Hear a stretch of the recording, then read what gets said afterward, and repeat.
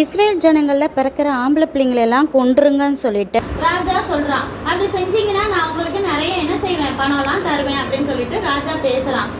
ராஜாவோட கட்டளையை மீற முடியுமா? மீறினா இவங்க உயிருக்கு ஆபத்து.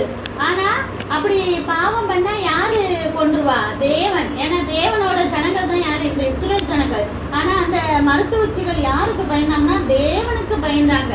பயந்ததுனால இப்படி ஒரு பாவத்தை அவங்களால செய்ய முடியுமா? செய்ய முடியல. அப்ப அந்த குழந்தைங்களாம் பறந்து எப்பயும் போல பழகி பெருகிட்டே இருக்காங்க. அப்ப ராஜாவுக்கு கோபம் வருது.